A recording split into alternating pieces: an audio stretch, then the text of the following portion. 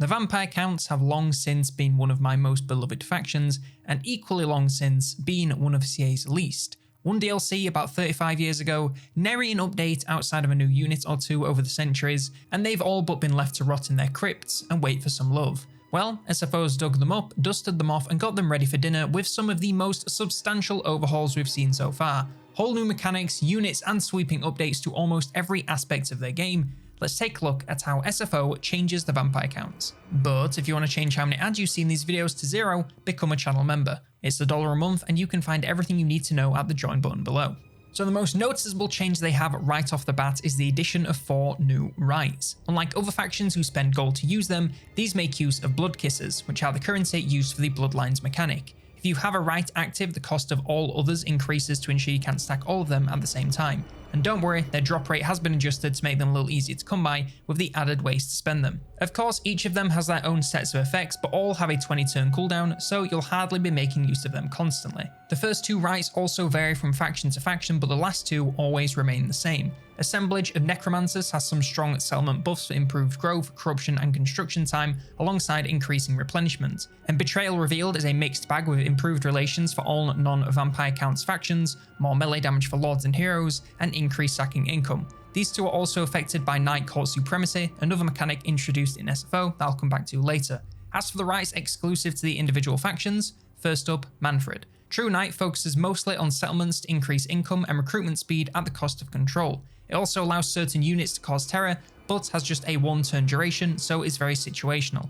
Blood Moon has a strong magical focus to increase the spell resistance of the faction leader's army, alongside more Winds of Magic for all, and Frenzy for certain units, and all of this is for 10 turns. For Heinrich, Lich and Light has a mix of effects like leadership and free recruitment for skeleton units, speedier research and significant damage barrier for ethereal units and Mongols for 10 turns. Baleful Binding mainly upgrades White Kings with the Berserk passive, which is a permanent upgrade after the first use, and massively increased recruit rank. You also gain a summon on all characters to bring in a unit of Barrow Guardians to keep them safe, and again, this is for 10 turns. And for Vlad and Isabella, Blood Devotion mainly upgrades the power couple with increased defense for both of them, which is a permanent increase after the first use, double the weapon strength for Vlad, and a reduced chance of miscast for Isabella. All armies also gain increased movement range, and all characters increase their very useful leadership aura, all for 5 turns. Crowned by Strength and Blood slows enemy movement in your territory, increases all units' missile resistance, grants them physical resistance when under siege, and gives all armies a Vargulf summon ability. And lastly for Hellman, Blue Rose Ascension allows replenishment in foreign lands alongside giving it a 10% boost for super speedy healing. All units gain a small boost to base damage, cart-based units gain a decent chunk of ward save, and all enemy armies move slower in your lands, and all of this is for 10 turns. And the Call of the Necromancer reduces construction time, the cost of buildings, raise dead cost, and increases the HP of units who rise again after battle for 10 turns. Coming back to the Night Court Supremacy, and this is a new mechanic added to the top of the screen. It's kind of like Harmony from Cathay, where you gain bonuses based on where you land on the scale. Being at 1 or higher increases the healing cap in battle, character experience gain, and causes your lord to gain increased speed, charge bonus, and weapon strength at the cost of a small reduction in the HP of units rising against post-battle. Being at -1 or lower does essentially the opposite, and now the passive increases spell and missile resistance, along with the power reserves of your lord's army. At 0, it increases replenishment in your own territory, income from buildings, and grants your lords increased leadership, attack, and defense. These events also have a choice of effects alongside how they affect the Night Court Supremacy, so you have to decide what's more important to you. No level is bad for your faction, so it's more about what you need at that exact moment. See it just like Harmony from Cathay, so manipulate it depending on what you're doing. If you're doing a lot of battling with melee characters, then +1. If you're focusing on mages, then -1. If you're having a pause between battling, 0 is still plenty good. The Bloodlines mechanic still functions more or less the same as it does in vanilla, but the effects from each bloodline have been heavily beefed up and reworked. For starters, each bloodline now has their own unique unit, only unlockable through this mechanic, and I'll cover these in more detail with the other new units. The effects of each one are more cohesive, giving them better focus all the way through.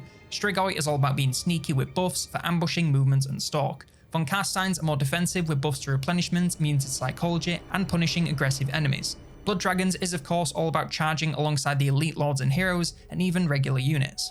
Lamian is the most diplomatic, but still comes with buffs to leveling characters and debuffing enemies focusing on range, and Necrarch is all about magic and raising the dead. Their commandments have also seen some changes to make them a lot more engaging to switch between. They still have the options for recruitment, growth and income, but most have downsides, which mean you're always making a compromise, which I love. It makes swapping between them a lot more essential to maximize value rather than setting and forgetting.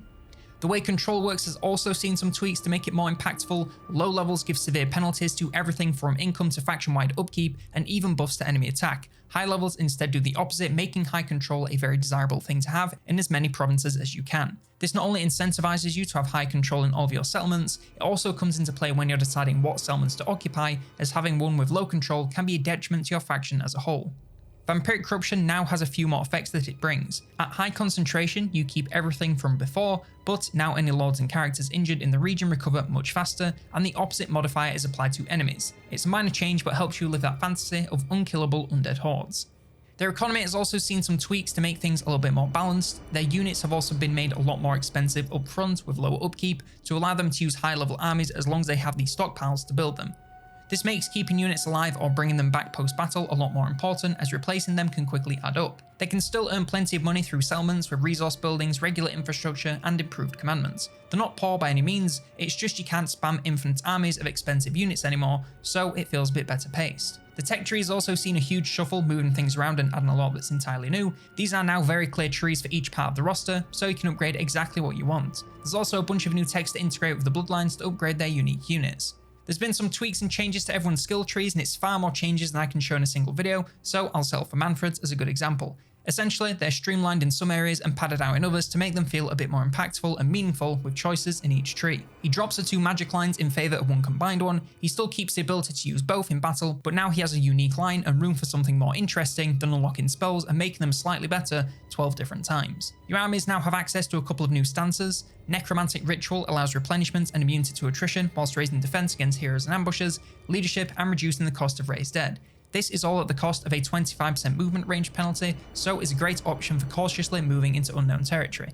Vampiric Channeling replaces regular channeling and increases the Winds of Magic reserve, replenishment rate, corruption, and reduces miscast chance at the cost of a small Vigor penalty during battle. It's a great option for charging up your Winds of Magic prior to battle, but the Vigor makes it a poor choice to use to engage. Each faction has also seen some tweaks to their faction and lord effects to make them a little bit more interesting. Manfred loses his research speed increase but pays no recruitment cost for Graveguard and Black Knight units. He also starts with the unique Kevin von Leutstein hero and has access to the Drakenhof Guard. His army now spreads corruption wherever he goes. Heinrich has most of his vanilla effects buffed alongside gaining access to the spectres of the Corpse Wood units. He can also build unique landmarks across the world to generate dark insights. This is a new currency unique to Heinrich that allows him to access a unique area of the tech tree. It contains all kinds of upgrades to him and his faction, from stat upgrades to entirely new abilities. He also now buffs skeleton units in his army.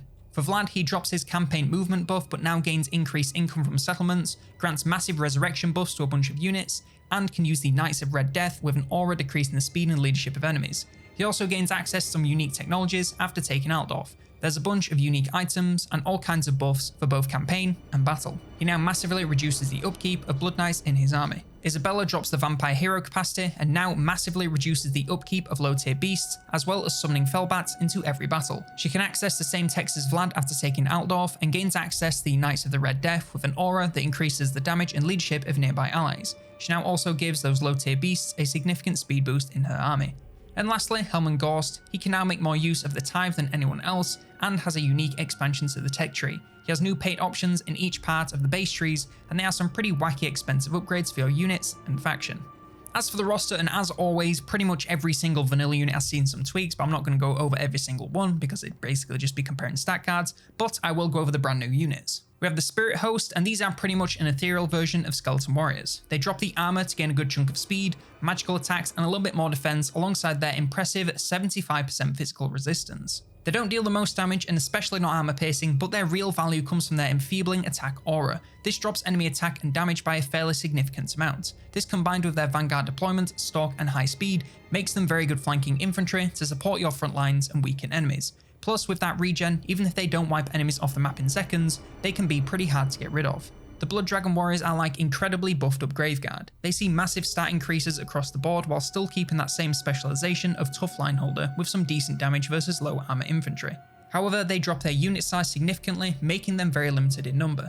They're still not crazy damage dealers, but in smaller areas they can hold enemies still for an extremely long time. The Frenzy and Hunger keeps them fighting hard and healthy all battle long, and Headhunter makes them great for targeting enemy lords and heroes, making them great as bodyguards. The Black Grail Knights are unlocked once your capital settlement reaches max size and are about what you'd expect from the name. They're a small entity count vampiric version of Grail Knights. That means massive charge bonus, high damage and great melee stats. They're still nice and speedy and incredibly tough, so no matter where you use them, they'll do well and stick around for a while. They even have some regen to keep them topped up at all times. Great for cycle charging or just send into the back lines for some sustained combat. Whatever you need, they'll get the job done, even with their limited numbers. And the Zombie Dragon. This drops a little bit of speed from the Terrorgeist, but otherwise sees improvements almost across the board. Massive armor piercing and lethal poison damage, excellent melee stats especially for something so large, huge charge bonus for big initial impact, and very high armor to keep it safe. It's still massive, so armor piercing ranged is a serious concern, but aside from that, it's literally a monster in melee. Its breath ability deals great area damage, and as if all of this wasn't enough, it deals damage in an area around it, whilst reducing enemy attack with its swarm of flies.